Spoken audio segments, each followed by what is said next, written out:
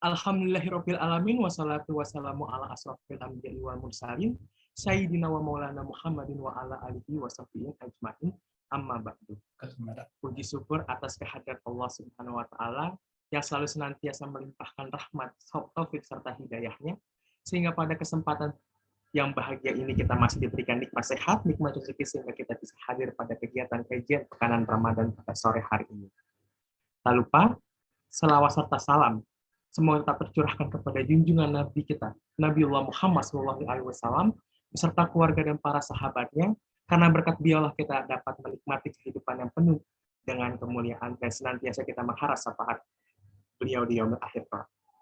Yang kami hormati, Ketua Departemen Ilmu Ekonomi Syariah FEM IPB, Bapak Dr. Asep Nurhalim LC MPDI, yang terhormat Sekretaris Departemen Ilmu Ekonomi Syariah FEM IPB, Ibu Dr. Laili Dwi Arsyanti SEMSC, yang kami hormati pula Bapak Dr. Asep Nurhalim LC MPDI beserta istri, selaku pembicara pada kegiatan kajian pekanan Ramadan sore hari ini, dan para hadirin yang saya banggakan. Senang sekali rasanya saya Muhammad Jidan dari XR 57 dapat menemani para hadirin sebagai Master of Ceremony pada acara kajian pekanan Ramadan pada sore hari ini dengan mengangkat tema mental health dalam keluarga. Sebelum itu, izinkan saya untuk menjelaskan sedikit informasi mengenai formasi berbagi. Formasi berbagi adalah kegiatan penggalangan donasi untuk program-program sosial formasi. Untuk programnya meliputi peduli anak yatim dan jumlah Jumat berkah. Kegiatan ini merupakan bentuk kerjasama antara formasi dan sesi IPB. Diharapkan para hadirin untuk ikut serta dalam rangka memperbanyak amal soleh di bulan Ramadan ini.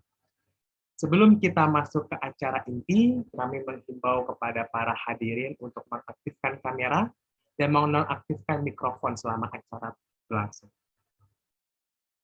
Oke, tidak lama saya langsung mulai ke sesi selanjutnya adalah sebelum kegiatan pada sore hari ini berlangsung, ya alangkah baiknya kita memulai dengan hal-hal yang baik terlebih dahulu.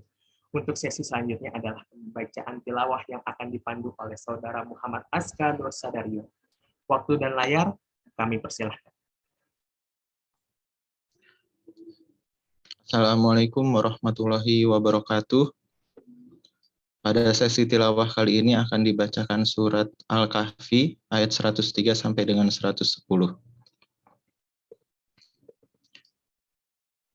A'udzu billahi minasyaitonir rajim. Bismillahirrahmanirrahim. Qul hal nunabbi'ukum bil akhsarina a'mala alladzina dhalla sa'yuhum fil hayatid dunya wa hum yahsabuna annahum yuhsinuna sun'a. Ulaika alladzina kafaru bi ayati rabbihim wa liqa'ihi fahabitat a'maluhum fala nuqimu lahum yawmal qiyamati wazna. Dzalika jazaa'uhum jahannamu bima kafaru wattakhadhu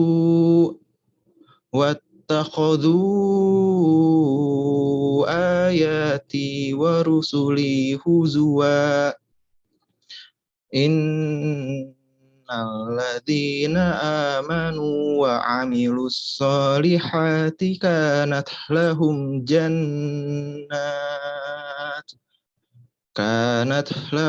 jannatul firdausi nuzula khalidina fiha la yabghuna anha hiwala.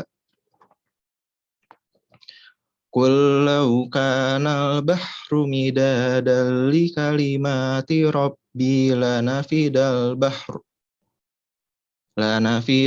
bahru qabla an tanfada kalimatu rabbi walau ji'na bimithlihi madada. Qul innama ana basyarum mithlukum yuha ilayya annama ilahukum ilahu wahid. Faman kana yarju liqa'a rabbih falyamal amalan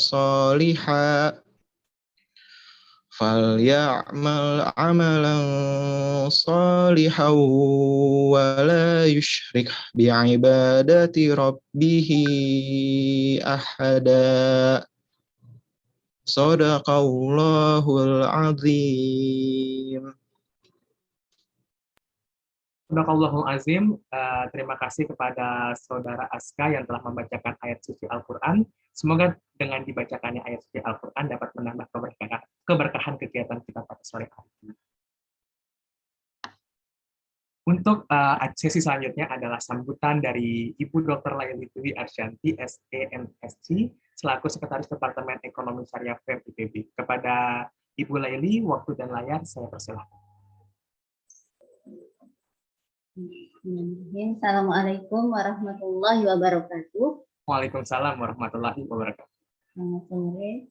Sedianya ini untuk Pak Kadep ya. Namun pada kesempatan kali ini Pak Kadepnya menjadi pembicara. Jadi tugas dari sambutan dilimpahkan kepada Selamat sore Bapak Ibu dan rekan-rekan mahasiswa yang saya sayangi. Alhamdulillah ya, sore ini kita bisa silaturahim dengan para orang tua.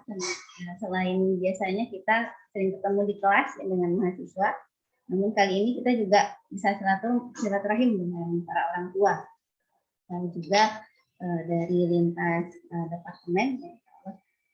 Saya hormati, di sini saya lihat ada Bu Dwi, Ketua Departemen Agribisnis.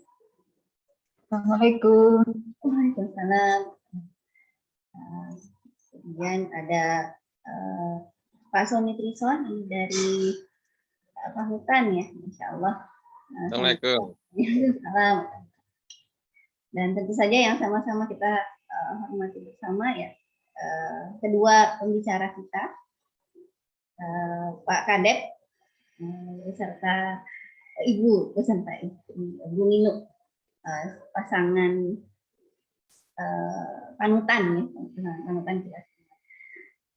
Oleh karena itu kita sudah sangat haus nih untuk belajar bagaimana mental health dalam keluarga. Ya, Insya Allah, alhamdulillah KPR sudah berjalan sekitar 4 tahun ya, Pak Kadep ya, 4 tahun. Setiap tahun kita upayakan untuk selalu ada rutinan kajian rutin bareng KPR. Di KPR ini bukan KPR kredit ya, bukan KPR yang ditakut-takuti ya, tapi KPR untuk menambah ilmu, insya Allah. Pada Ramadan kali ini temanya adalah untuk meningkatkan mental health kita ya, insya Allah. Sebagai Muslim ya, kita senantiasa diminta untuk selalu mengingat Allah ya, bagaimana kita bisa meningkatkan mental health kita atau jiwa kita. Insya Allah rangkaian KPR pada Ramadan kali ini akan terdiri dari 4 kali pertemuan. Pertemuan pertama akan diisi oleh yaitu sekarang ya, oleh Pak Kadep, kemudian minggu depan insya Allah akan berganti ya pembicaranya, kemudian ada minggu ketiga, dan nanti ada minggu keempat kita tentang mental health. Insya Allah akan diisi juga oleh Prof. Uis ya, dari tema, juga dari alumni ya, dari alumni kita nanti insya Allah. Nah ini buat para mahasiswa bisa belajar nih, karena kekinian ya dari alumni pasangan-pasangan muda yang sama-sama lulusan HR dan seangkatan. Baik, mungkin itu saja sambutan dari saya. Semoga kita bisa sama-sama saling meningkatkan ruh kita selama bulan Ramadan. Assalamualaikum warahmatullahi wabarakatuh. Waalaikumsalam warahmatullahi wabarakatuh. Baik, terima kasih pada Ibu Laili telah menyampaikan sambutannya untuk acara kita pada sore hari ini. Baik, kita lanjut ke acara inti kita pada kegiatan kajian pekanan Ramadan pada sore hari ini, yaitu pemaparan materi oleh Bapak Asep dan Ibu Ninu. Nah, sebelum itu, sebagai informasi, Bapak Asep merupakan Ketua Departemen Ilmu Ekonomi Syariah dan juga merupakan salah satu dosen saya nih di Departemen Ilmu Ekonomi Syariah. Dan Ibu Ninu juga merupakan istri dari Bapak Asep. Mungkin sebelum pemaparan materi, saya ingin izin menyapa dulu nih kepada dua pembicara pada sore hari ini yang kece dan keren nih, ada Bapak Asep dan Assalamualaikum Bapak Asep dan Ibu Ninu. Waalaikumsalam, Mas Jidan. Waalaikumsalam. Bagaimana kabarnya Pak, Ibu? Sehat, alhamdulillah. Alhamdulillah. Allahu Akbar. Bagaimana Pak? Mohon maaf suaranya agak tidak terdengar. Sehat, luar biasa. Allahu Akbar. Alhamdulillah ya, sehat luar biasa. Allahu Akbar. Mahasiswa biasanya jawab apa kabar begitu. Ya, saya benar Pak. Ketika di kelas saya selalu menjawab begitu, kalau ditanyakan kabar, alhamdulillah luar biasa. Allahu Akbar. Mungkin semoga saya memberikan doa dulu kepada Bapak semua ada Ibu, semoga selalu diberikan kesehatan selama sekarang masih pandemi ya Pak ya. Semoga selalu sehat dalam kegiatan dalam berpuasa, dan juga semoga dijauhkan dari COVID yang masih merebak pada saat ini. Mungkin itu saja. Mungkin langsung saja Pak, Ibu. Sebelum itu ya, sebelum pemaparan materi berlangsung, saya izin menyampaikan dahulu, diharapkan kepada para hadirin untuk mempersiapkan pertanyaan terbaiknya saat sesi tanya jawab nanti, dan diharapkan juga untuk on-cam bagi yang tidak terkendala sinyal dan off-mic demi kelancaran kegiatan kajian pekanan Ramadan pada sore hari ini. Untuk itu Bapak dan Ibu, waktu dan layar saya persilakan. Baik, terima kasih Mas Jidan. Suara saya terdengar baik? Tadi agak sedikit kecil Pak di saya. Oh, sekarang gimana? Sudah alhamdulillah. Sekarang lebih baik ya. Alhamdulillah, terima kasih Mas Jidan, Ibu Sekdep yang saya hormati, yang sudah menggantikan saya sambutan. Hatur nuhun pisan Dr. Laili Dwi Arsyanti. Kemudian Bapak Ibu pimpinan di lingkungan Fakultas Ekonomi dan Manajemen. Saya lihat ada Dr. Dwi Rahmina, Ketua Departemen Agribisnis. Assalamualaikum Pak Ustadz. Waalaikumsalam. Pingah tiasa silaturahim Ibu. Hatur nuhun. Sami-sami. Tentunya para dosen, para kolega di lingkungan Fakultas Ekonomi dan Manajemen IPB University, secara khusus teman-teman di Departemen Ilmu Ekonomi Syariah. Saya lihat ada Bapak Asep juga dari UNER, Bu Sekdep, subhanallah.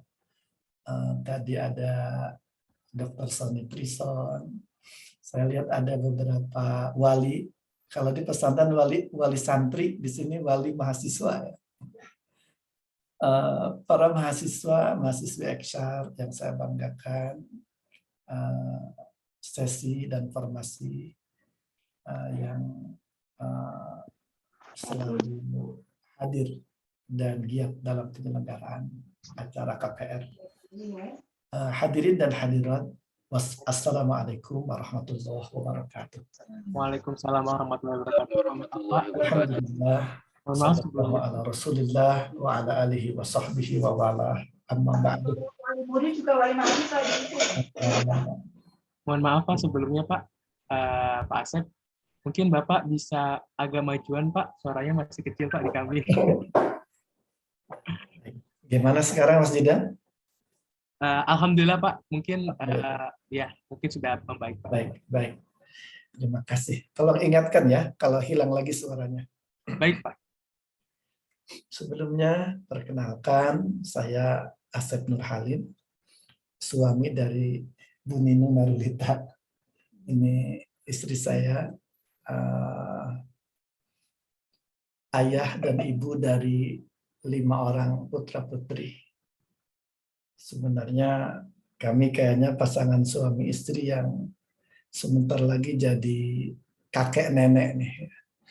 Karena anak kami paling besar tuh 23 tahun. Dulu saya menikah 24 tahun. Artinya setahun lagi punya mantu kalau sama dan panjang usia ya. Setelah itu punya cucu ya. Jadi kami pasangan yang sebentar lagi jadi kakek nenek ya. Dan sungguh diminta untuk menjadi narasumber pada sore hari ini terkait mental health dalam keluarga. Saya senang menyambut baik karena bisa belajar lebih banyak ya. Jadi bukan kami sudah bisa, tapi justru karena kami bisa belajar dan sungguh selama ini kami selalu belajar dari rekan-rekan di sekitar di departemen, di fakultas ya, dari Bapak Ibu dosen di lingkungan PEM, juga IPB secara umum. Bapak Ibu jamaah yang dirahmati Allah Subhanahu wa taala. Beberapa hari yang lalu ya Bu, kita lihat di media sosial, di TikTok, di Instagram, berita yang menghebohkan, ada ibu muda cantik, kaya raya, terlihat dari rumah dan mobilnya, tapi subhanallah diberitakan melakukan tindakan yang memilukan ya, membunuh dirinya, bahkan mengajak kedua putra-putrinya yang kembar yang masih balita. Begitu juga ada berita serupa sebelumnya. Ini fenomena mental yang tidak sehat ya, yang tentunya kita ungkap bukan untuk menghakimi atau menjelekkan, tapi untuk kita ambil pelajaran agar kita mendapat kebaikan. Hari ini saya lebih menemani Bu Nino nih menyampaikan materi. Jadi makanya pertama nih, Ibu, apa sih yang dimaksud mental health itu? Coba silakan Ibu sekarang. Agak ke depan kayaknya, khawatir suaranya. Sebenarnya udah dibuatin jawabannya sih, tadi pura-pura nanya aja sebenarnya ya. Terima kasih yang sudah membuatkan PPT dan memberikan jawaban juga pada suami tercinta. Jadi sekarang lagi rame mental health gitu. Sebenarnya mungkin kalau diterjemahkan itu sebenarnya kesehatan mental, kesehatan jiwa ya, yang didefinisikan secara baku itu adalah kondisi seseorang yang dia memahami potensi dirinya sehingga dapat mengatasi berbagai tekanan dan tantangan hidup. dia berproduktif dan memberikan kontribusi terbaiknya untuk lingkungannya. Itu berarti tentunya dia tidak menjadi beban lingkungan, jadi bermanfaat dan tidak menjadi beban lingkungan. Dan selaras dengan apa yang digambarkan oleh Rasulullah SAW. Sebaik-baiknya kalian adalah yang paling baik terhadap keluarganya. Sebaik-baik kalian adalah yang paling bermanfaat bagi orang lain. Sebaik-baik kalian adalah yang paling baik terhadap sahabatnya. Baik-baik kalian adalah yang paling baik terhadap tetangganya. Itulah yang digambarkan oleh Rasulullah, bagaimana sebenarnya seorang yang jiwanya sehat, mentalnya sehat.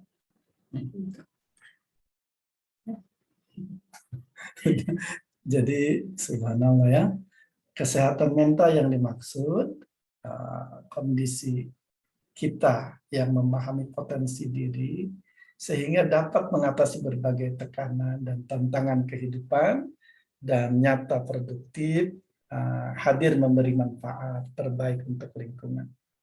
Ini kalau dalam Al-Quran, jamaah rahimakumullah, ayat yang paling terkenal kan surat Wasyamsi wa duhaha wal qamari idza talaha wan nahari idza jallaha wal laili idza yaghshaha was samai wa ma banaha wal ardi wa ma tahaha wa nafsin wa ma sawwaha. Dan demi jiwa dan kesempurnaan penciptaannya. Luar biasa ya, setelah Allah bersumpah dengan sekian banyak makhluknya, matahari, bulan, bumi, terus langit, terakhir, dan ini rupanya yang ingin menjadi pesan utama Allah. Demi jiwa, demi mental, demi ruh, nafas, dan kesempurnaan penciptaannya. Pasti bahagia. Pasti bahagia. Kenapa? Karena tadi orang yang perhatian dengan jiwanya, pasti bahagia orang yang membersihkan jiwanya, yang menyehatkan mentalnya. Karena dengan kebersihan jiwa, kesehatan mental, seseorang akan memiliki hati yang bersih, jiwa yang cerah, sehingga bisa membedakan mana yang baik, mana yang buruk. Begitu lanjutan ayatnya kan. Qad aflaha man zakkaha wa qad khaba man dassaha. Pasti bahagia, pasti sukses orang yang senantiasa membersihkan jiwanya, menyehatkan mentalnya. Pasti rugi, pasti celaka orang yang senantiasa mengotori jiwanya.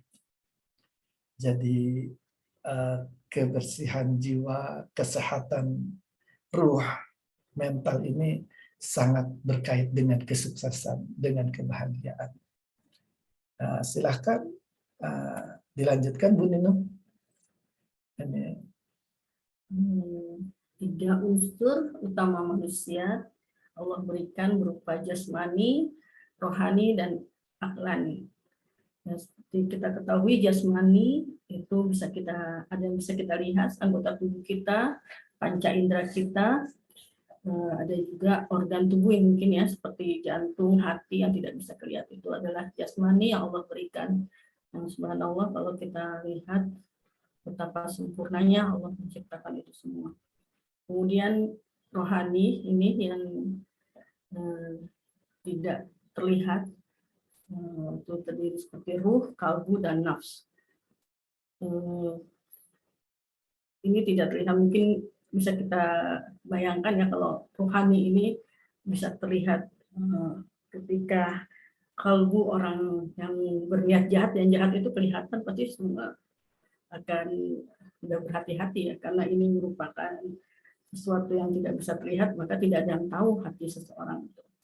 Kemudian aklani itu berupa akal dan pikir, itu juga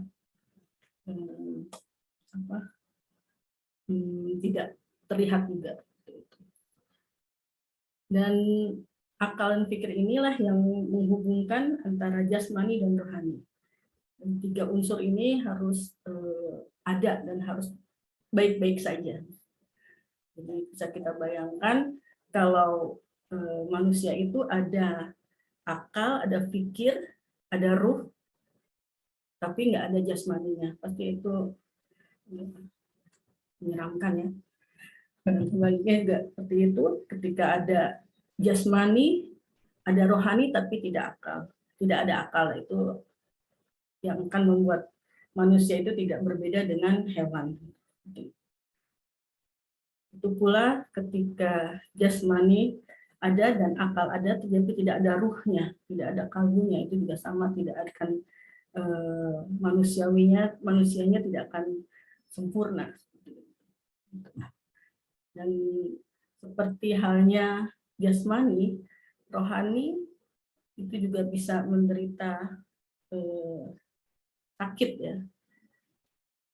Kalau jasmani itu sakitnya langsung terdeteksi dan tubuh kita langsung otomatis ya, ketika tubuh kita merasakan demam itu kan ada sesuatu yang nggak beres gitu, ada kuman atau ada virus yang masuk ke dalam tubuh kita, itu tubuh langsung mendeteksinya dan suhu tubuh kita naik gitu ya, demam. Langsung kita mencari obat gitu untuk mengobati. Tapi beda dengan rohani, ketika sakit itu mendeteksinya membutuhkan waktu ya. Tapi hal itu tentunya tidak dialami oleh orang-orang yang dekat dengan rohnya. Jadi ketika rohaninya sakit sedikit, dia langsung mendeteksi dan langsung bermuhasabah gitu ya.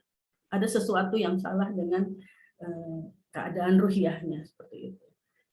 Nah, biasanya kita selalu lebih memperhatikan kesehatan jasmani dibanding dengan kesehatan rohani dan akhlani ini. Padahal ketiganya ini mempunyai harus diperlakukan yang sama dan juga mempunyai hak yang sama dalam hal asupan gitu. Mereka semua butuh. Dan alhamdulillah kita sebagai orang muslim, rohani kita asupannya sudah terpenuhi ya sehari. Yang wajibnya saja kita sudah harus memenuhi rohani kita dengan 5 kali kewajiban gitu. Sedangkan jasmani biasanya sehari 3 kali makan gitu. Tapi rohani kita alhamdulillah minimal 3-5 kali sudah kita berikan asupan seperti itu. Dan aklani ini mungkin dari itu ya, kita harus terus belajar dan berwawasan. Baik, terima kasih Bu Dino. Jamaah rahimakumullah, ini sebenarnya ingin lebih fokus tentang apa itu mental ya, atau ruh. Di sini rohani, sisi rohani, ruh, kalbu, dan nafas. Ini ada 3 unsur utama manusia. Kalau tidak lengkap 3 unsur ini tidak disebut manusia ya. Manusia yang hanya tubuhnya saja tanpa ruh namanya jenazah ya. Kalau ruh saja tanpa jasad, kalau di Sukabumi saya bilangnya ririwa ya, atau uka-uka ya. Walaupun sebenarnya bukan ruh manusia, gentayangan ya yang jadi pocong dan lain-lain itu. Kemungkinannya setan ya. Kalau ruh manusia itu berada di alam barzah, alam yang sangat sibuk, baik seseorang itu berada dalam nikmat ataupun dalam azab. Inilah yang dimaksudkan mental. Jadi sisi rohani kita ya. Ada nyawa, ruh, ada kalbu dan nafas. Yang rupanya mengharuskan kita untuk memelihara kesehatannya. Sebagaimana kita memelihara kesehatan tubuh. Sebagaimana kita memelihara kesehatan akal. Orang mungkin selama ini lebih banyak yang fokus dengan kesehatan fisik ya. Sehingga dokter juga lebih banyak dokter fisik ya, dokter mata, dokter THT, dokter jantung, dan seterusnya. Tapi rasanya belum ada dokter jiwa ya, dokter walaupun ada psikolog dan lain. Rupanya kita diminta juga perhatian, sebagaimana perhatian kepada fisik, kita harus perhatian kepada ruh, kepada jiwa juga. Malah seorang ulama tasawuf, Syekh Jalaluddin Ar-Rumi, Syekh Jalaluddin dari Romawi, beliau menyebutkannya, ruh itu ibarat penunggang kuda bagi jasadnya yang diibaratkan kudanya. Kata beliau, dia itu harus benar-benar sehat, yang akan berpengaruh pada kesehatan fisiknya. Jadi kesehatan ruh itu akan berpengaruh pada kesehatan fisik. Kenapa? Karena seperti yang Bu Ninu tadi sampaikan di awal, orang yang ruh, yang mentalnya sehat, dia akan mengetahui jelas mana yang baik, mana yang buruk, mana yang harus dilakukan, mana yang harus ditinggalkan. Jadi kesehatan ruh ini penting karena dia pun akan berpengaruh pada kesehatan fisik dan kesehatan akal. Syekh Jalaluddin Ar-Rumi mengatakan, ruh itulah yang akan benar-benar menghadap dan bertanggung jawab kepada Rabb-nya nanti. Adapun kudanya akan ditambatkan di luar istana. Jadi kita sangat diingatkan untuk dapat menjaga kesehatan mental ini, kesehatan ruhiyah itu. Dan subhanallah, tadi Bu Nina menyampaikan bahwa bersyukur kita Allah pilih menjadi orang beriman. Orang beriman itu dengan keimanannya yang jujur, yang hakiki, akan membuat dia selalu punya waktu, punya alasan, punya gaya untuk memberikan santapan bagi ruhiyahnya.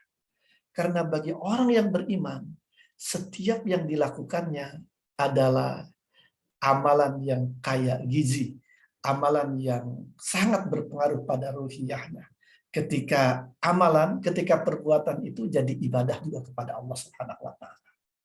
Jadi mungkin santapan zat gizi, vitamin yang membuat ruh itu sehat, selain ada ibadah-ibadah mahdoh, bagi kita semua aktivitas kita, semua yang kita lakukan itu harus menjadi gizi yang berarti bagi ruhnya, yaitu dengan cara menjadikannya sebagai ibadah kepada Allah Subhanahu wa Ta'ala.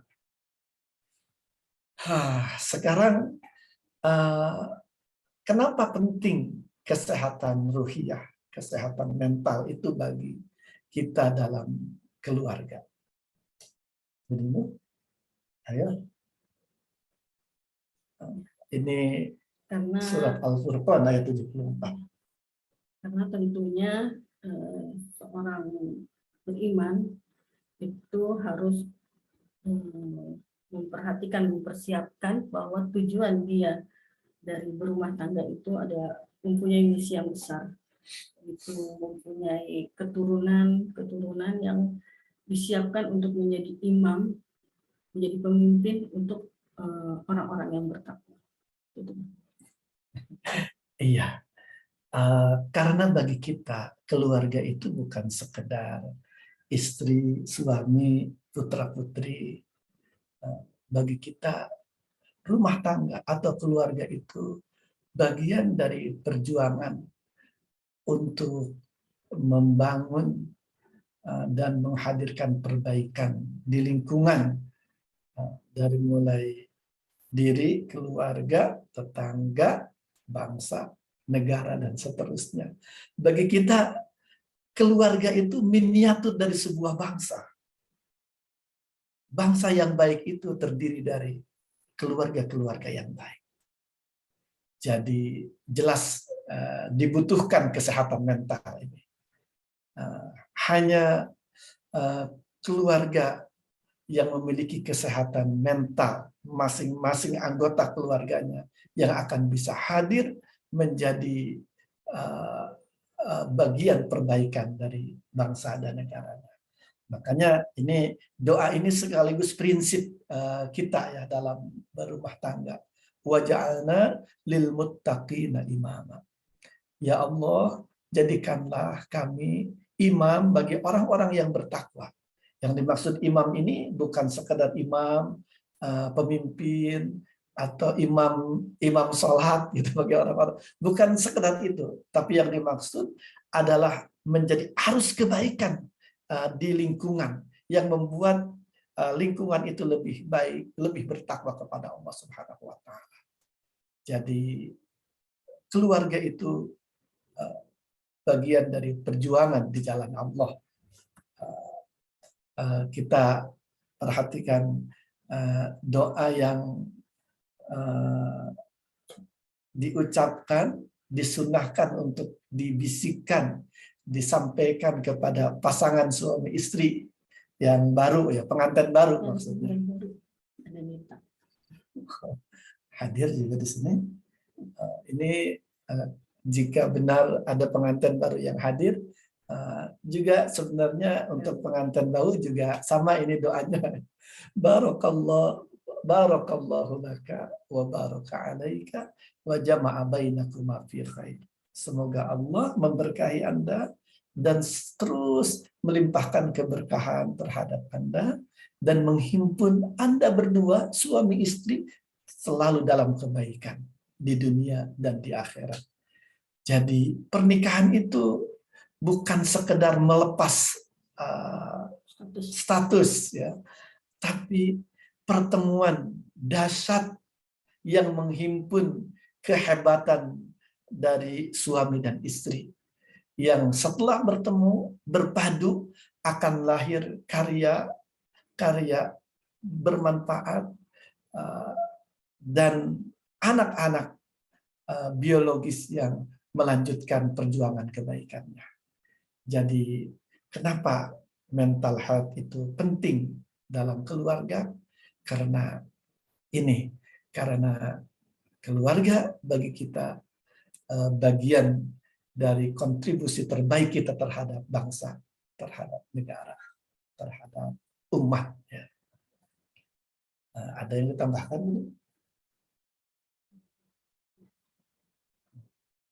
Udah mau menambahkan? Enggak, ini bagian Bu Nino nih. Nyapa tips-tips ya. Harus lebih dekat. Ini Mas Jidan, kalau waktunya sudah habis, mohon diingatkan ya Mas Jidan. ini tentang tips mungkin ya. Bagaimana persiapan kesehatan mental untuk seseorang yang akan memasuki atau membina sebuah keluarga. Yang pertama, menata niat kita ketika kita hendak menikah dan memiliki anak karena Allah tentunya. Karena Allah akan menganugerahkan anak kepada pasangan suami istri sesuai dengan niat keduanya ketika menikah. Kemudian meningkatkan ibadah serta tawakal kepada Allah Subhanahu wa Ta'ala. Dan yang ketiga, menjadikan agama sebagai hal utama dalam menentukan pilihan pasangan hidup. Ini ditonton anak-anak, Bapak Ibu. Anak-anak datang ke sini, jadi waduh, kita baik. Jadi mental health itu dalam keluarga harus dipersiapkan jauh-jauh hari sebelum memasuki kehidupan rumah tangga itu sendiri. Jadi malah kalau bisa nih Bapak Ibu yang sudah punya putra-putri, tentang kesehatan mental itu, kesehatan ruhiyah itu benar-benar ditanamkan sedini mungkin untuk menuju kehidupan rumah tangga bagi putra-putri kita. Termasuk ketika mau menikah, benar-benar niat mau menikah itu harus harus lurus, harus benar ya. Jadi wajar kalau orang mau menikah itu konsultasi. Ya. Bahkan sunnahnya konsultasi, musyawarah kepada sesama, kepada ibu, ayah, kakak, adik. Itu musyawarah. Ada lagi namanya istikharah. Jadi ada istisyarah kepada sesama manusia, ada istikharah itu kepada Allah Subhanahu wa taala. Zat yang maha mengetahui, yang terkadang tahu di balik yang kita bukan terkadang ya, pasti tahu. Kadang kita melihatnya baik tapi ternyata tidak baik di dalam pandangan Allah Subhanahu wa taala. Jadi sebelum menikah itu penting memadukan istisyarah dan istikharah. Termasuk untuk mengawal niat, dalam menuju kehidupan berkeluarga. Dan niatnya tadi tentunya kita berkeluarga itu semata-mata menunaikan tuntunan Allah dan Rasulullah SAW. Dan bagi Allah, bagi Rasulullah, sekali lagi berumah tangga itu bukan sekedar pertemuan laki-laki dan perempuan, pertemuan suami dan istri, tapi tadi berpadunya dua kekuatan, dua potensi. Apalagi kalau keimanan yang ada sudah mampu membentuk karakter dai dalam diri anak-anak muda itu. Karakter dai itu sebenarnya ini yang harus menjadi karakter setiap kita orang-orang mukmin. Karakter dakwah ya. Karena dakwah itu kan sebenarnya bukan khutbah dan ceramah saja. Tapi dakwah itu upaya untuk membuat diri lebih baik, keluarga lebih baik, lingkungan lebih baik, lebih dekat kepada Allah Subhanahu wa taala. Jadi bisa dibayangkan tuh laki-laki dan perempuan yang punya cita-cita, punya perjuangan dalam hidupnya untuk membuat orang lain lebih baik, bahkan bangsa dan negaranya lebih baik. Bertemulah mereka dalam janji setia akad nikah di hadapan Allah Subhanahu wa taala. Disaksikan malaikat, disaksikan sanak kerabat, orang-orang tercinta yang mendoakan. Wah, bisa terbayang tuh apa istilahnya gelontoran kehebatan yang bisa dihadirkan tuh mestinya. Nah, itu sangat tergantung dengan niat yang tertata, niat yang tepat dalam menuju rumah tangga. Termasuk ketika mau memiliki anak ya. Makanya seseorang ketika sudah berkeluarga, mau berhubungan suami istri, itu tidak lupa untuk berdoa. Karena bagi dia berhubungan suami istri, punya anak itu tadi sesuatu yang besar dalam keluarga. Kita ingin punya orang atau keturunan yang akan melanjutkan perjuangan dan kebaikan. Makanya berdoa dulu, bersuci dulu, dan memastikan apa yang dilakukan itu ibadah kepada Allah Subhanahu wa taala. Itu yang bisa kita ambil dari kisah yang Allah gambarkan dalam Al-Qur'an, dari mulai Nabi Yahya, Nabi Zakaria, Nabi Ibrahim, para nabi ya, mereka keluarga Imran itu. Ketika mau punya anak itu, jadi anaknya siapa dan bagaimana, mereka sudah sebutkan sebelum anaknya lahir bahkan. Jadi itu yang dimaksud niat, tekad yang tertata ketika mau menikah.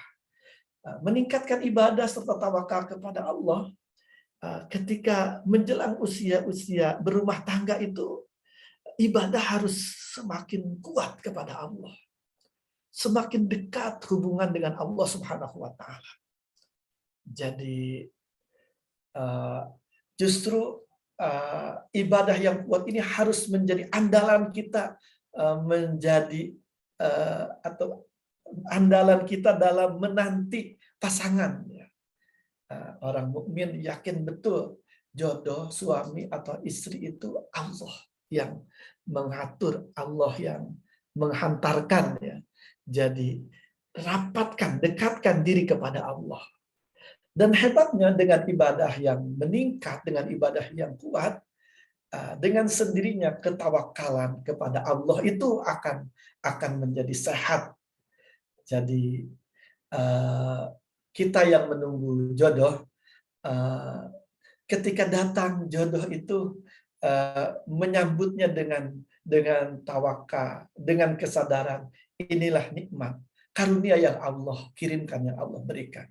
Ketika itu belum terjadi, belum ada, dengan ibadah yang menghadirkan tawakal akan sama saja bagi seseorang itu sudah ada atau belum adanya pasangan hidup. Ini ibadah yang menghadirkan tawakal itu harus membentuk karakter seperti itu dalam diri kita. Yang ketiga ini, agama benar-benar harus menjadi kriteria utama dalam menentukan pilihan pasangan hidup. Itu yang jadi pesan Rasulullah SAW. Takhayyaru linutafikum fa innal irqa dassas. Upayakan tepat dalam memilih calon suami atau istri, karena ketahuilah watak itu mengalir.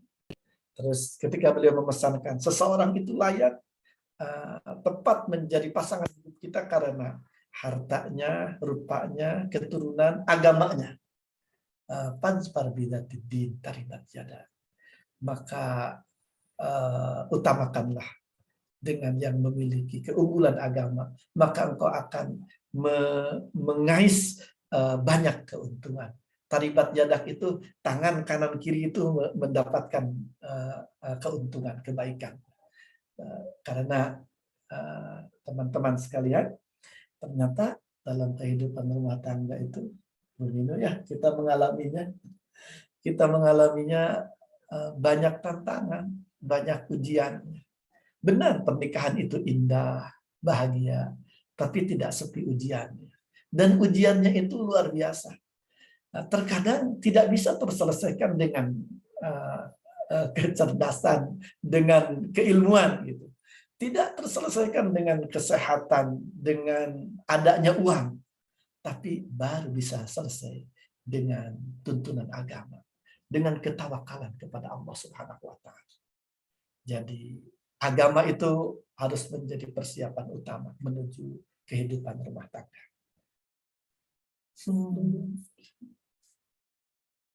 Mas Jidan, waktunya masih ada? Masih ada, Pak, sampai pukul 17.10, Pak. 17, 10 menit lagi, Bu. Ya. Alhamdulillah. Ini, ayo giliran Bu Nino lagi nih.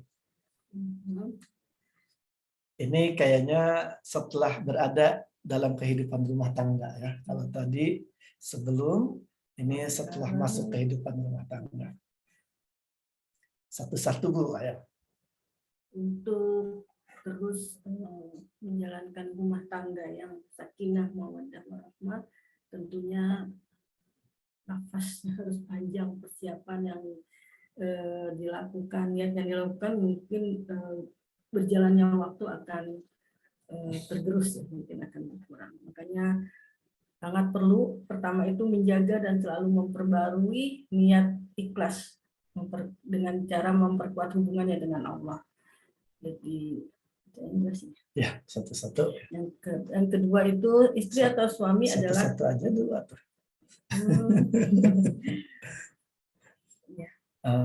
Jadi benar harus selalu dijaga dan diperbaharui itu niat ikhlas dalam menikah.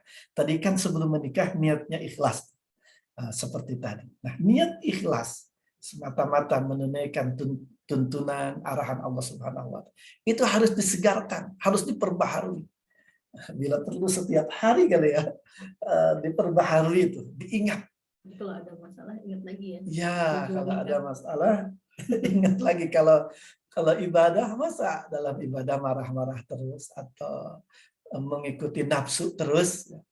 Jadi, dan hebatnya yang memperbaharui niat, niat ikhlas dalam berumah tangga, ini bisa berakibat selalu pengantin baru juga. Bisa berpengaruh jadi pengantin baru terus. Ya. Memperbaharui niat ikhlas. Dan untuk bisa memperbaharui niat ikhlas itu dengan memperkuat hubungan bersama Allah Subhanahu wa Ta'ala. Jadi, dan di kehidupan rumah tangga terasa tuh betapa hubungan dengan Allah itu sangat berpengaruh pada hari-hari kita. Sama yang anak Iya, Nino bilang terutama yang anaknya banyak. Dulu kami ketika anak-anak masih kecil, ketika masih TK, kan yang 3 pertama itu dihasilkan dalam 2 tahun tuh. 2 tahun punya 3 anak karena yang kedua tuh kembar. Ketika sekolah TK kan mereka hampir bersamaan, hampir bareng-bareng. Seringkali kami merasakan betapa hubungan dengan Allah itu menjadi bekal utama. Bisa tiba-tiba pagi hari itu jadi kararuhu ya Bu. Kararuhu itu Bapak Ibu jadi marah-marah, saya terutama yang suka marah-marah. Pagi-pagi marah-marah, anak yang mestinya kita sapa dengan lembut, kita agungkan, kita muliakan, malah dipelototi gitu pagi hari. Padahal mereka itu yang akan melanjutkan perjuangan kita. Istri kadang dibentak, dipelototi. Ya Allah, ketika coba mengevaluasi diri, itu seringkali terjadi karena malamnya kita lalai, tidak qiyamul lail atau tilawahnya kurang. Jadi memperbaharui niat, menyegarkan niat ikhlas dalam berumah tangga, menguatkan hubungan dengan Allah itu keniscayaan. Dengan itu, rumah tangga kita bisa berjalan dengan baik. Perjalanan bahtera bisa tetap tenang. Ayo lanjutkan Ibu. Yang kedua, istri atau suami adalah karunia terbaik yang Allah berikan dan harus disyukuri dan amanah yang akan dimintai pertanggungjawaban. Jemaah rahimakumullah, teman-teman sekalian. Ini tips kedua untuk menjaga kesehatan mental dalam keluarga. Suami atau istri harus diperlakukan, disikapi sebagai karunia terbaik Allah yang harus disyukuri. Jadi istri atau suami kita itu karunia terbaik yang Allah Subhanahu wa Ta'ala berikan yang harus kita syukuri. Dan dengan syukur itu kita akan menjadi wakur, menjadi tenang, menjadi bahagia. Karena nikmat itu sehebat apapun kalau kita tidak bersyukur akan terasa kurang dan membuat kita penasaran saja. Tapi mungkin sederhana atau biasa, nikmat itu dengan syukur akan cukup untuk membuat kita tenang dan bahagia dengan nikmat itu. Suami atau istri juga amanah, titipan Allah yang harus dijaga. Dari mulai keimanannya, pendidikannya, makan, minum, pakaiannya, kebahagiaannya. Jadi satu sama lain harus menjaga istri atau suami itu sebagai amanah Allah.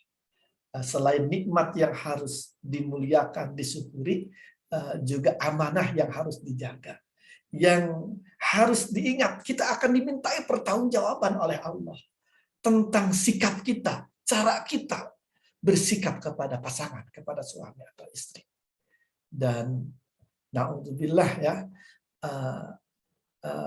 baik buruk sikap perlakuan kita terhadap amanah pasangan ini akan menentukan bahagia atau tidaknya kita, dunia dan akhirat kita. Berikutnya Ibu. istri atau suami adalah manusia biasa yang syarat kelebihannya namun juga tidak sepi kekurangannya. Harus bisa dimaafkan berarti. Iya, betul. Manusia biasa, sebagaimana kita, sebagaimana suaminya, sebagaimana istrinya. Jadi dia bukan manusia terpelihara dari dosa. Dia manusia yang banyak kebaikannya, cantik, ganteng, kemudian banyak talentanya, banyak bisanya, banyak kebaikannya. Tapi ingat juga, tidak sepi kekurangan. Kelebihannya kita kuatkan, kita dukung, bahkan kita ikuti. Tidak mustahil istri menjadi guru, menjadi murabbiyah bagi suaminya atau sebaliknya. Menjadi teladan bagi pasangannya. Untuk kebaikannya. Kekurangannya kita harus ingat. Sebagaimana dia punya kekurangan, kita pun yang sama manusianya dengan dia pasti punya kekurangan. Bahkan bukan mustahil, kita lebih mengerikan kekurangannya dari yang dimiliki oleh istri kita atau suami kita. Pandangan ini, keyakinan ini, prinsip ini yang akan membuat kita selalu tenang di segala sisi. Ketika menemukan kehebatannya tidak takabur, ya. Ketika menemukan kekurangannya tidak kehilangan kendali.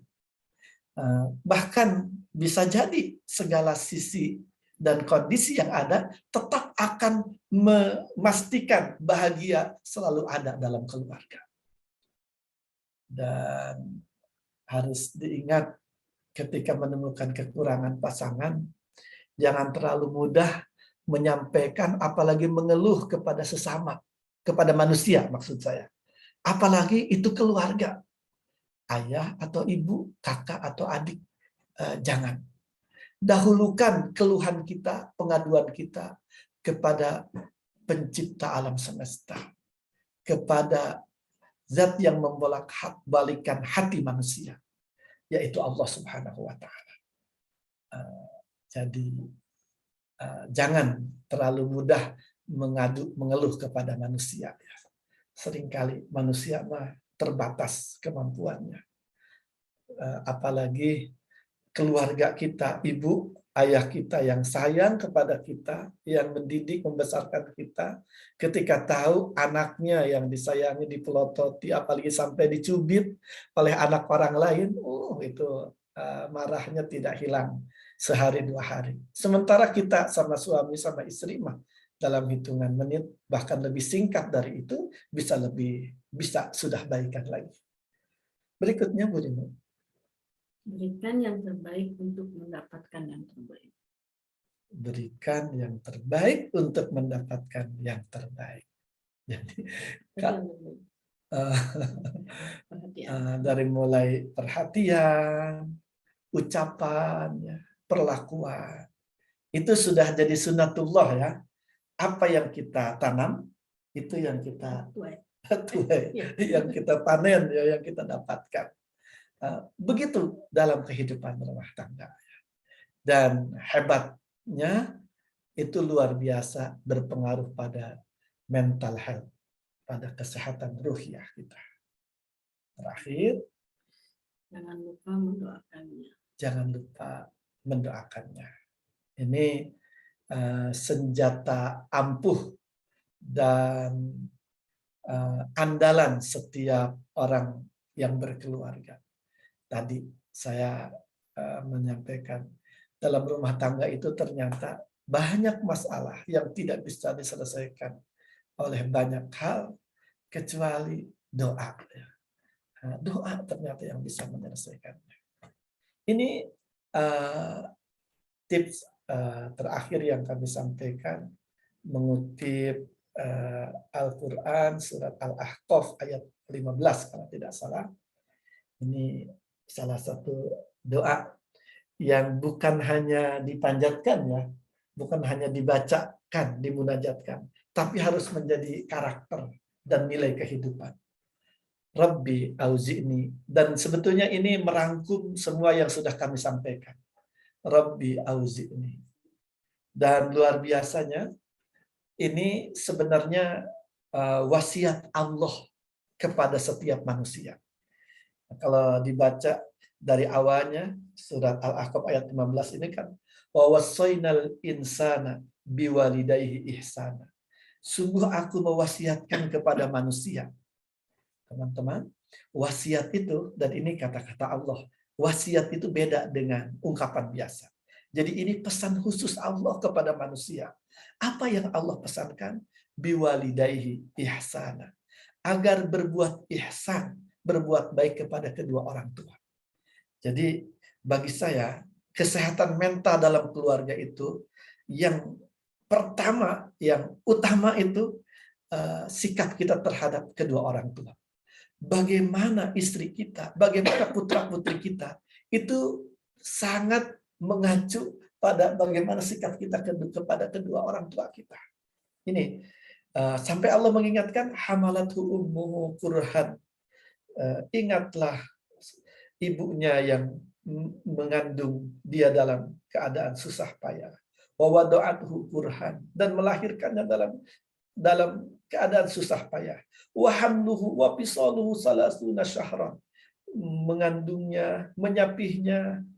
Kemudian ketika ia sampai balik dan usianya kemudian sampai 40 tahun. Jadi ini jelas doa yang saya tampilkan ini doa untuk orang yang sudah usia 40 tahun tuh. Walaupun ada redaksi lain yang sebelumnya juga. Kalau ini wa balagha arba'ina sanah qala, maka manusia itu hendaknya berdoa. Doanya ini, Rabbi auzi'ni, ya Allah, puaskanlah aku. Auzi'ni itu kencangkanlah aku.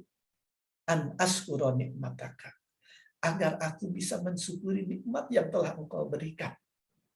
Jadi tadi mensyukuri nikmat suami, mensyukuri nikmat istri, dan semua nikmat yang Allah sudah berikan.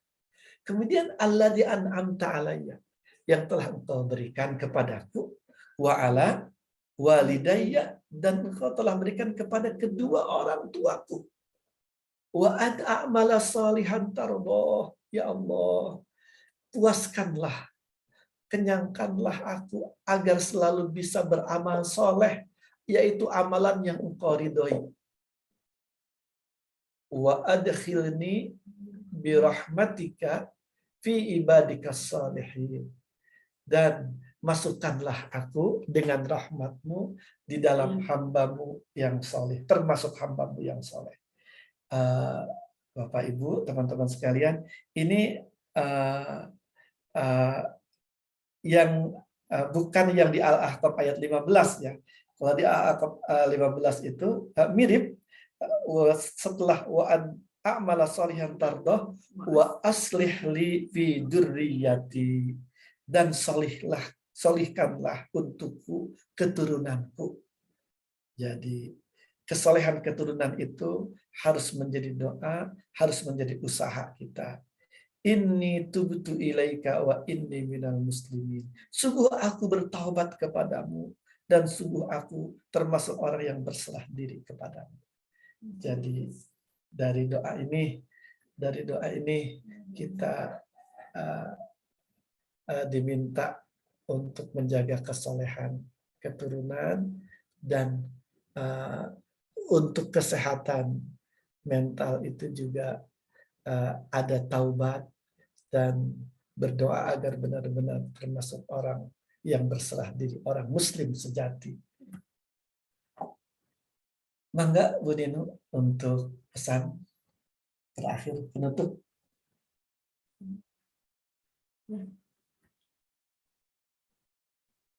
Pesan untuk semua kita di sini. Iya. Alhamdulillah. Mungkin kita tiap hari harus terus meningkatkan kualitas diri ya, untuk mencapai mental health yang maksimal ya. Dan bagi seorang muslim tentunya ini kesehatan ini berbanding lurus dengan kedekatan kita kepada Allah. Bagaimana kita menjalankan perintah-perintah Allah, dan tentunya kita tidak melakukan apa yang Allah larang. Dari mental health yang orang Islam, orang kaum muslimin harus. Jadi kuatkan ibadah, jaga ibadah selalu kepada Allah, waspada dengan dosa. Jadi mental health itu terjadi dengan ibadah yang baik, dan mental yang sakit itu terjebak dengan dosa. Jadi yang membuat mental itu sehat adalah ketaatan, yang membuat mental itu sakit adalah kemaksiatan. Demikian Mas Jidan dan teman-teman semua, Bapak Ibu yang dirahmati Allah Subhanahu wa taala, yang mampu kami sampaikan. Mohon maaf atas banyak kesalahan, kekurangan. Semoga Allah berkahi sehingga ada kemanfaatan untuk kita semua. Wallahul muwaffiq ila aqwamit thariq. Wassalamualaikum warahmatullahi wabarakatuh. Waalaikumsalam warahmatullahi wabarakatuh. Terima kasih atas materinya Bapak Asep dan Ibu Ninu. Semoga materi yang disampaikan mendapatkan menjadi ilmu bagi kita di sore hari ini. Mungkin untuk sesi selanjutnya adalah tanya jawab untuk para hadirin yang telah mempersiapkan pertanyaannya bisa disampaikan melalui fitur raise hand atau menuliskannya di kolom komentar. Dan untuk sesi tanya jawab ini saya buka termin 1 untuk 3 penanya. Jadi dipersilakan untuk para hadirin untuk bisa menyampaikan pertanyaan yang telah disiapkan. Mungkin para hadirin saya persilakan untuk bisa menyampaikan pertanyaannya.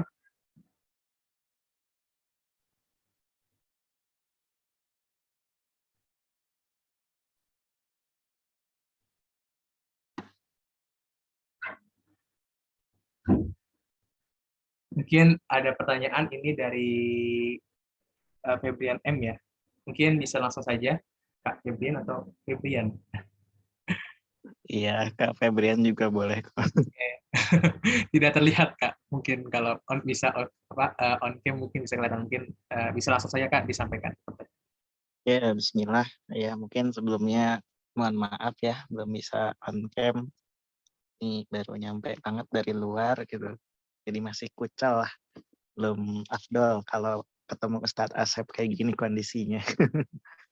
Iya, Ustadz mungkin pengen nanya sedikit ya. Ya, walaupun sebenarnya perjalanan rumah tangga saya kayak masih jauh ya, masih lama banget gitu sampai ke sananya gitu kan.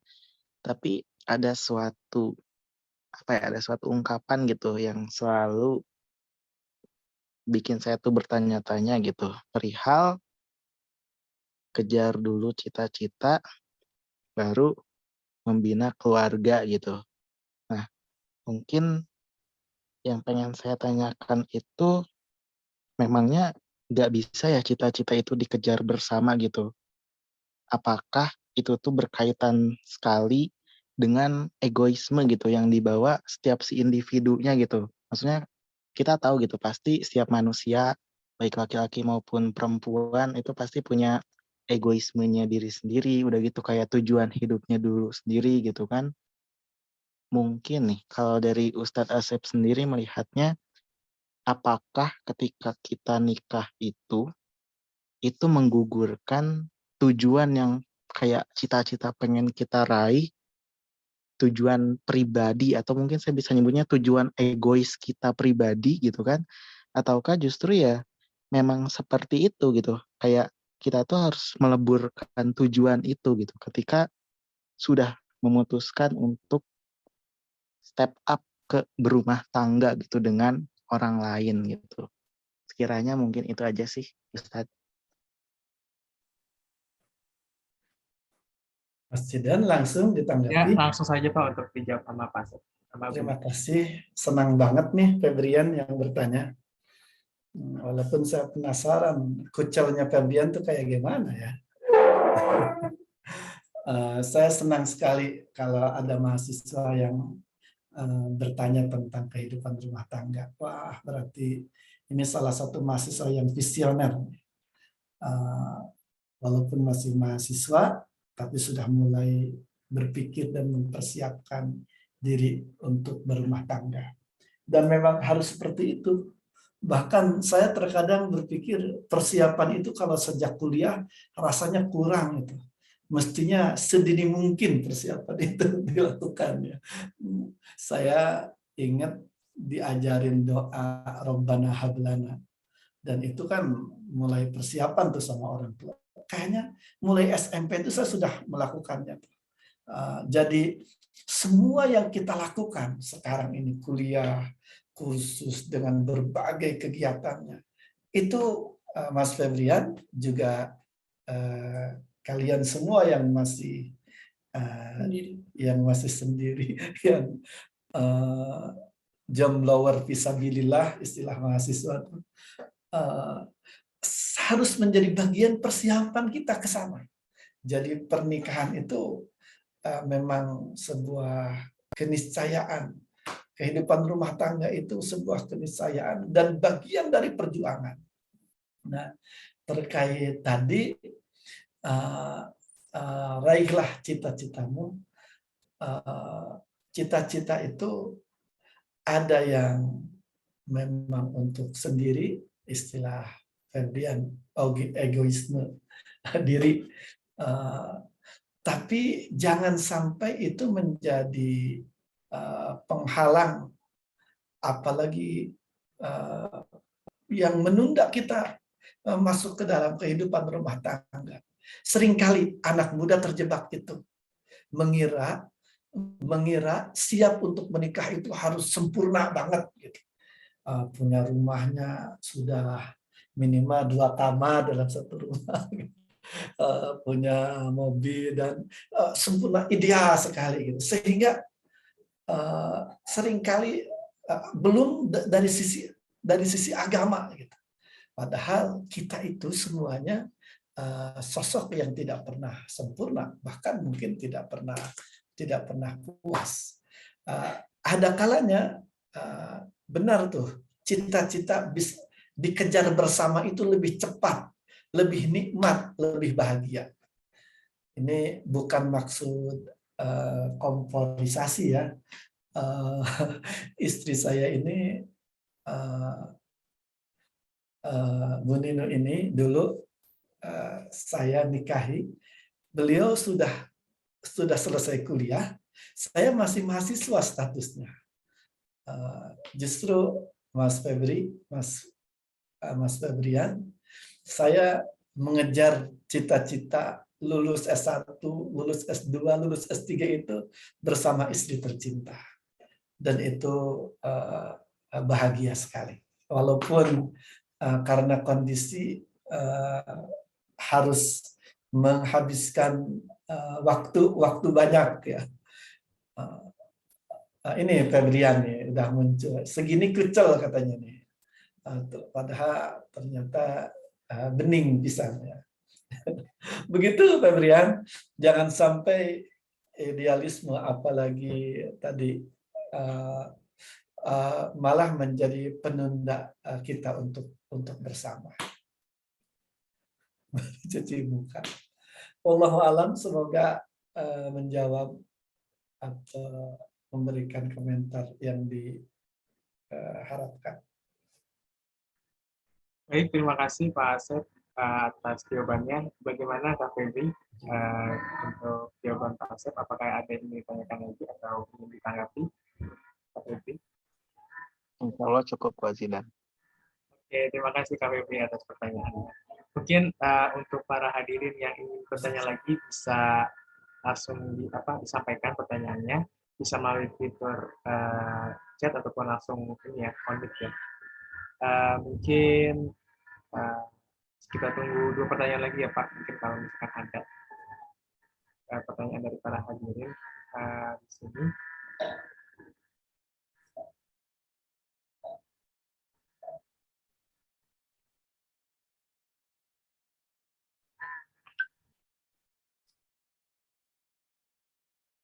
Ya, kalau tidak ada Baik, kalau ini sepertinya tidak ada nih Pak. Mungkin sudah mantap sekali nih materinya yang telah diserap dari materi yang disampaikan oleh Bapak.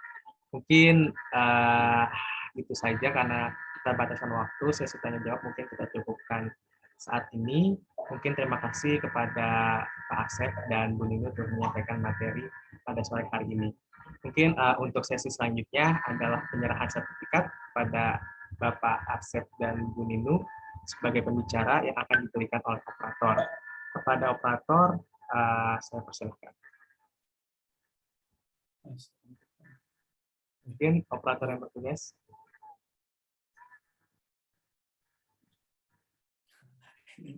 Ini sertifikatnya Pak Asep. Ini saya. Dari saya untuk saya. Dari saya untuk saya ini, Mak.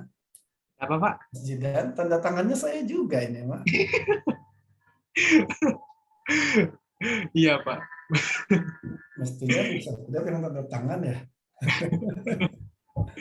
Mohon diterima ya. Terima kasih Mas Jidan, Bu Ninu. Terima kan? Sah diterima. Iya Pak. Ini subhanallah ternyata banyak yang hadir Mas Jidan. Ini ya, ibu-ibu yang selama ini jadi guru kami juga.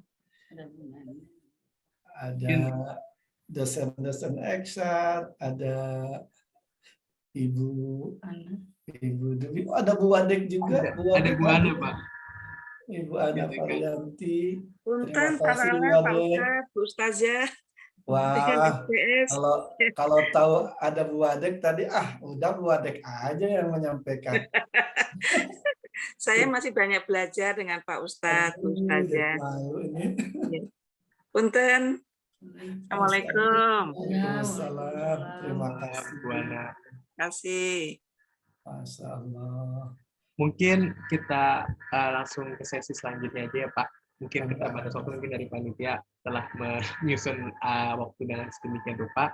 Mungkin untuk sesi selanjutnya adalah pembacaan doa yang akan dipandu oleh Bapak Asep. Mungkin kepada Bapak Asep, waktu dan layar saya persilahkan. Baik. Mari Bapak Ibu, para guru, para kolega, teman-teman sekalian, kita sama-sama berdoa. Ini hari Jumat dan menjelang berbuka puasa ya, saat dikabulkan doa.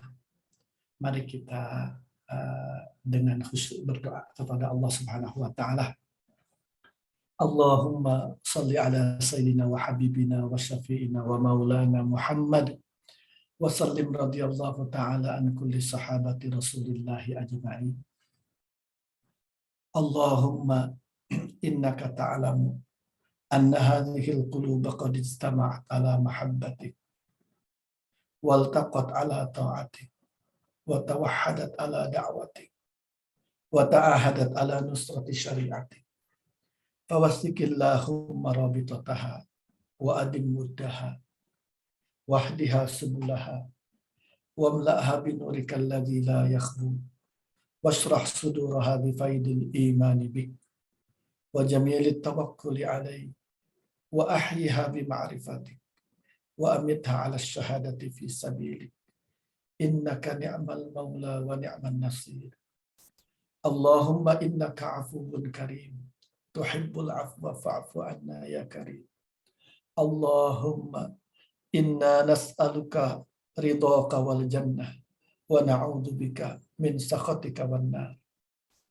Rabbi auzi'ni an ashkura ni'mataka allati an'amta alayya wa ala walidayya wa an a'mala salihan tardah wa aslih li fi dhurriyyati inni tubtu ilaika wa inni minal muslimin.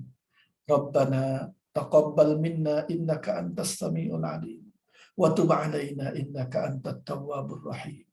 Wa sallallahu ala sayyidina Muhammadin wa ala alihi wa sahbihi wa sallama ajma'in. Walhamdulillahi rabbil alamin. Amin ya rabbal alamin. Terima kasih saya ucapkan kepada Bapak Asep yang telah memandu jalannya doa. Semoga dengan dibacakannya doa dapat menambahkan keberkahan di bulan suci Ramadan ini. Amin. Amin ya. Baik, kita masuk ke sesi selanjutnya, yaitu sesi dokumentasi. Kepada para hadirin yang tidak memiliki kendala diharapkan untuk menyalakan kameranya. Kita abadikan kegiatan kita pada sore hari ini dan tunjukkan semangat kita nih pada yang masih ada, yang masih semangat pada sore hari ini. Mungkin para hadirin diharapkan untuk menyalakan kamera. Sambil menunggu para hadirin menyalakan kamera, saya izin mengingatkan kembali mengenai program dari kerjasama antara Formasi dengan Sesi, yaitu Formasi Berbagi, yang mana kegiatan penggalangan donasi untuk program sosial. Jadi program-programnya itu meliputi Peduli Anak Yatim dan Jumat Berkah. Dan diharapkan juga para hadirin untuk ikut serta dalam program ini dalam rangka mau kita bisa memperbanyak amal soleh dan memperbanyak sedekah ya di bulan suci Ramadan ini, karena kan bulan suci ini semua amal yang kita kerjakan itu akan berlipat ganda. Mungkin diharapkan juga para hadirin bisa ikut serta dalam program yang diadakan oleh Formasi dan Sesi IPB. Mungkin sisi dokumentasi ini akan saya pandu, akan saya pimpin. Mungkin yang masih ada yang ingin on cam, kita on cam. Mungkin langsung saja ya, kita langsung dokumentasi, takut mudah mau waktu berbuka. Mungkin operator, apakah sudah siap operator? Siap. Oke, saya hitung 1, 2, 3. Mungkin dengan gaya ya Pak ya. Gaya saya gaya 1 Pak. Allah is one, Islam nomor 1. Mungkin seperti itu Pak. Bisa gayanya nomor 1. Gimana gayanya Mas Jidat? Iya, ini gaya saya Pak. Mungkin Ini ya. Iya. Bukannya bulan puasa mah begini gitu. Oke, begini loh Pak, begini. Oke, habis ini 1. Oke. Subhanallah, ada Ibu Ana Tridoyo, hatur nuhun Ibu. Ibu. Mungkin untuk gaya 1 mungkin simpan dulu untuk acara selanjutnya. Mungkin sesi dokumentasi sudah selesai. Terima kasih untuk para hadirin yang telah mengaktifkan kamera.